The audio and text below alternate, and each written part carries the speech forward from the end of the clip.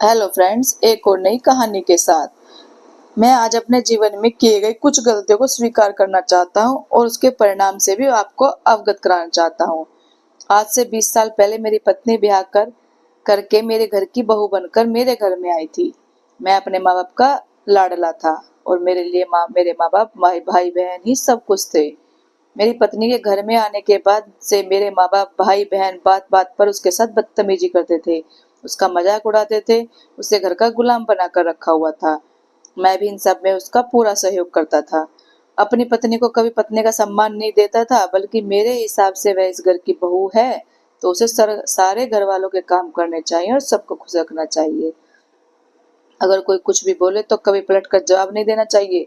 धीरे धीरे हालात यह हो गए कि मुझे बहुत अच्छे से पता होता था कि मेरी पत्नी सही है, फिर भी मैं उसे गलत ठहराता था और उसे सबके सामने बेइज्जत करता था। कभी कभी तो अपने घर वालों को खुश करने के लिए मैं अपनी पत्नी पर हाथ भी उठाता था, जिससे मेरे घर वालों को मेरे ऊपर बहुत गर्व महसूस होता था। मेरी माँ, बहन और भाई मजाक उड़ाती हुई नजरों से मेरी पत्नी की ओर देखते थे और उसे महसूस कराते कि देख लो, तुम्हारा पति हमारी मुट्ठी में है। मैं भी अपनी पत्नी को समय समय पर यह आभास दिलाता ही रहता कि मेरे अपने और सिर्फ मेरे खून के रिश्ते हैं। समय इसी तरह से बीत गया। समय के साथ मेरी बहन की शादी हो गई, लेकिन उसका वर्चस्व अभी भी अपने मायके पर पहले की तरह कायम था और भाभी को सताने में वह कोई कमी नहीं छोड़ती थी। कुछ समय बाद मेरे छोटे भाई की भी शादी हो गई और जब उसकी पत्नी के साथ भी यह सब कुछ होने लगा तो उसने थोड़ी ही देर नहीं की और अपनी पत्नी को लेकर अलग हो गया। वह अपनी पत्नी के साथ सुकून की जिंदगी जीने लगा। उसे बहुत अच्छे से पता था कि मेरे और मेरी पत्नी के बीच का रिश्ता कैसा है, क्योंकि इन सब में वह भी तो सहयोगी था, इसलिए अपने रिश्ते नहीं बिगाड़ना चाहता था। मेरी पत्नी धीरे धीरे समझ चुकी थी कि उसका मेरा घर में क्या अस्तित्व है, इसलिए वह खामोश हो गई थी। वो किसी से कुछ नहीं बोलती थी, सिर्फ अपने काम करती और चुप रहती। अपनी गलती ना होने पर भी चुपचाप उसे स्वीकार कर लेती थी। हम सब बहुत खुश थे कि वह हमारे हिसाब से चलती है, बहुत सीमित बातें करती है।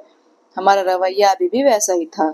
समय अपनी गति से चल रहा था। मेरे दोनों बेटे 19 और 18 साल के हो चुके थे। पिताजी एक दिन इस दुनिया को अलविदा कह गए।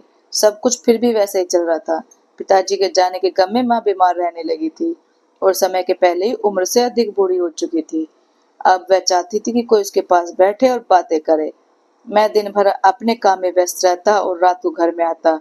मेरी माँ की प्यारी बेटी के पास अपनी माँ के लिए बिल्कुल वक्त नहीं था। छोटे बेटे बहू ने बहुत पहले ही माँ से किनारा कर लिया था। मेरी पत्नी खामोश हो चुकी थी। वह अपने सारे फर्ज बखूबी निभा रही थी, लेकिन अपनी जुबान नहीं खोलती थी।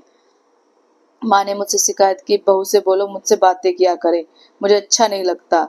मैंने पत्नी से कहा, तुम माँ से बोलो, बतियाया करो। माँ को अच्छा नहीं लगता, तुम खामोश क्यों रहती हो? पत्नी ने खामोशी से मेरी ओर देखा और बिना कोई जवाब दिए वहां से चली गई, जैसा कि वह अक्सर करती थी। मुझे बहुत अच्छे से पता था उसके इस खामोशी के लिए मैं खुद ही जिम्मेदार हूँ, लेकिन फिर भी मैं एक अच्छा बैठा था। मैंने बहुत जोर से अपनी पत्नी का हाथ खींचा और बोला, तुम्हें कुछ सुनाई पड़ रहा है क्या, मैं क्या बोल रहा हूँ? अब तुम्हारे ये सब नाटक नहीं चलने वाले। माँ बीमार रहती है, सिर्फ सेवा करने से तुम अच्छी बहू नहीं बनोगी। माँ का मन बहलाया करो, उससे बतियाया करो, तभी तो वह खुश रहेंगी। पत्नी ने फिर चुपचाप मेरी और मेरी माँ की ओर देखा, लेकिन कोई जवाब नहीं दिया। वह मानो वह मन ही मन कह रही हो, जो करना है कर लो, तुम लोगों के मुंह तो मैं कभी नहीं लगने वाली। मुझे इस हालत में पहुंचाने की जिम्मेदार तुम लोग ही हो। मुझे बहुत जोर का गुस्सा आ रहा था और मैंने पत्नी को थप्पड़ मारने के लिए अपना हाथ उठाया। तभी मेरा बड़ा बेटा मेरे सामने आया और मेरा हाथ पकड़कर जोर से पीछे को झटक दिया और बोला, बस पापा, अब अगर मेरी माँ के साथ कुछ भी गलत किया ना तो मुझसे बुरा कोई नहीं होगा। तब तक मेरा छोटा बेटा भी सामने आ चुका था और उसने बोला, पापा, बहुत सह ली अब आपकी हैकड़ी। हमारी माँ की जिंदगी बर्बाद करके रखी है आपने। आइंदा अगर आपने ऐसी गलती की ना तो हम भूल जाएंगे कि आप हमारे पापा हैं। मुझे यकीन नहीं हो रहा था कि मेरे बेटे मुझसे ऐसे बोल सकते हैं। फिर भी मैंने बोला, और तुम भूल गए हो कि ये मेरी माँ है और तुम्हारी दादी माँ है, जिन्हें तुम्हारी माँ यानी मेरी पत्नी दो बातें करके खुश भी नहीं कर सकती। मेरे बड़े बेटे ने बोला, हम कुछ नहीं भूले हैं पापा, और आज जो भी स्थिति है ना उसके लिए आप और आपके घर वाले जिम्मेदार है, ना कि हमारी माँ। हम तो कुछ भी नहीं भूले हैं, लेकिन आप भूल गए कि जैसे वे बीमार औरत जिसकी आपको बहुत चिंता है वह आपकी माँ है ना, वैसे ही आपकी पत्नी जिसके ऊपर आप बेवजह चिल्लाते और हाथ उठाते हैं वह औरत हमारी माँ है, और हम अपनी माँ के ऊपर अब कोई अत्याचार बर्दाश्त नहीं करेंगे। कहकर दोनों अपनी माँ का हाथ पकड़कर अंदर कमरे की तरफ ले गए।